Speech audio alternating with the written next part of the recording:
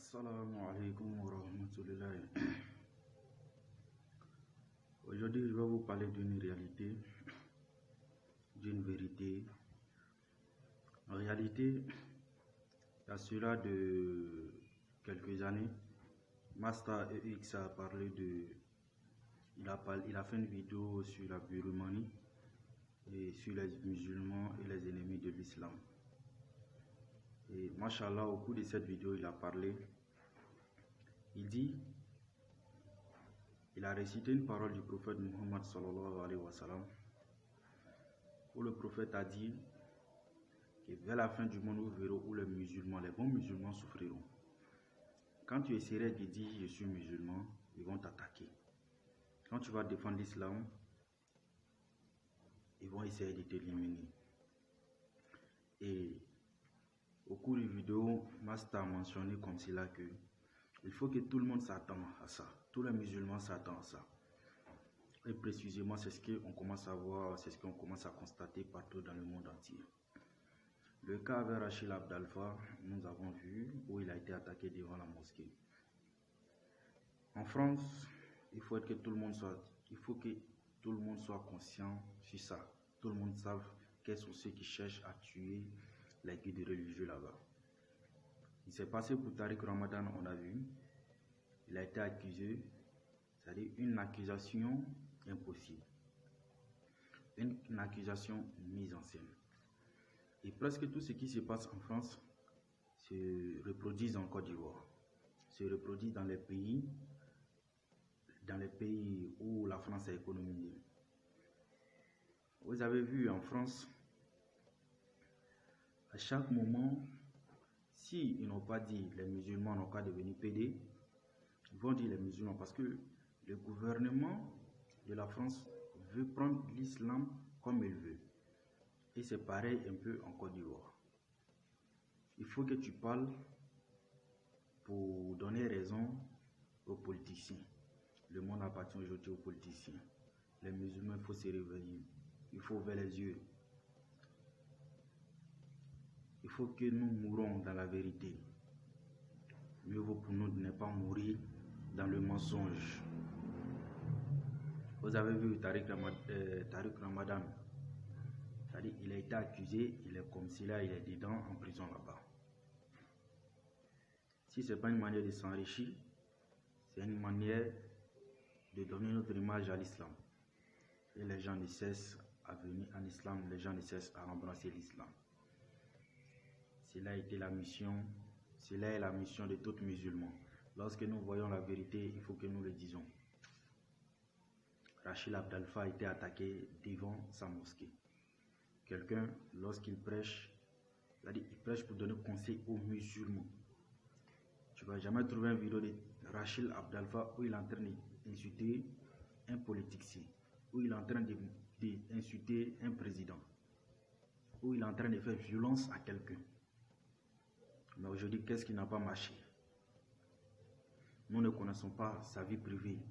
Mais quand vous voyez Rachid Abdalfa, à chaque arrêt, là où on le trouve, parce que c'est quelqu'un, je ne crois pas s'il peut faire une journée sans faire une vidéo. S'il n'est pas dans les déserts en train de faire ses vidéos, bon, nous nous demandons pour quelle cause ils vont chercher à le tuer jusqu'en devant la mosquée. Sachez qu'ils l'ont poursuivi de là où il était jusqu'à la mosquée. Cela ne nous étonne pas. Ça fait partie de l'islam. Quand ta foi grandisse, Satan envoie les missionnaires pour venir vers toi. Et sachez, tous les musulmans, que on va souffrir et on doit souffrir. Et tout ce qui se passe en France, du côté de l'islam, que ce soit l'islam, que ça ne soit pas l'islam, ça se passe en Côte d'Ivoire. On a vu avec Tariq Ramadan, dès qu'on l'a mis en prison, ils ont mis Imam Adib Touré en prison ici, pour avoir fait quoi? Dire la vérité. Mais nous voyons des gens qui ne sont pas musulmans, qui disent d'autres choses sur la politique ivoirienne, et ils ne sont jamais en prison, ils ne sont jamais derrière les barreaux. Mais on a toujours vu ça ici. Quand il s'agit des musulmans, c'est le but de Satan. car il a juré devant Dieu d'amener tous les enfants d'Adam en enfer avec lui. Et que Dieu nous épargne de cela. Tous les musulmans, il va falloir que vous vous réveillez. Il va falloir que vous vous accrochiez à l'islam. Au moment que le prophète Mohammed est venu à Médine, chez ses parents, il était le seul à dire La ilaha illallah Muhammadur Rasulullah. On dit oh, Muhammad est devenu fou. Il veut associer tous nos 1000 idoles à un seul Dieu. Cela est impossible. Ils l'ont torturé. Tous ceux qui l'ont suivi, ils ont été tués, ils ont été frappés. Et cela est le même cas aujourd'hui. Quand tu embrasses bien l'islam, sache que ta vie est menacée. Un musulman, sa vie est toujours menacée. Un musulman, sa vie est toujours menacée. Quand vous voyez, quand il y a des attaques sur les musulmans, aucun musulman ne va se lever dans le monde pour dire non, ce sont des chrétiens qui sont derrière nous. Mais quand on attaque une église seulement, ou aussi dans une église, un pasteur a tué un de ses fidèles, on dit c'est un musulman. Oui, il veut devenir musulman.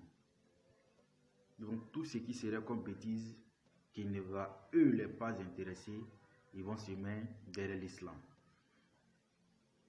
Ok, dans la Bible, il est cité, on dit Ismaël serait comme un âne sauvage.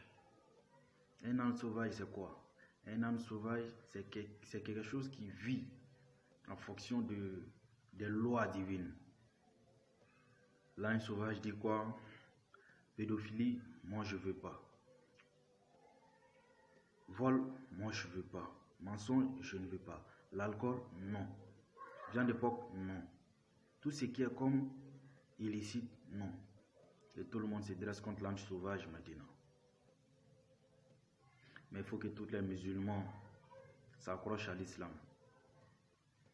Sinon, si tu ne t'accroches pas, tu es de gauche à droite, les juifs vont te frapper toi. Tu vas te retrouver en enfer. De un, tu souffrirais ici. Surtout, je m'adresse à ceux qui font semblant en islam. Et cela a commencé. Dajjal est présent. Master a toujours dit ça.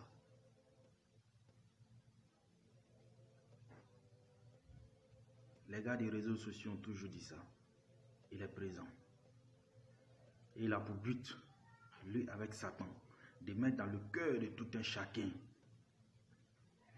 Tous ceux qui n'aiment pas l'islam, c'est-à-dire, même à la fin du monde, c'est-à-dire, dans d'autres écritures, vous verrez où on dit à la fin du monde, là, ils vont commencer à venir vers les musulmans. Satan va commencer à mettre dans le cœur de ces gens-là, tuons-le, tuons-le, tuons-le, tuons-le, tuons-le, tuons-le.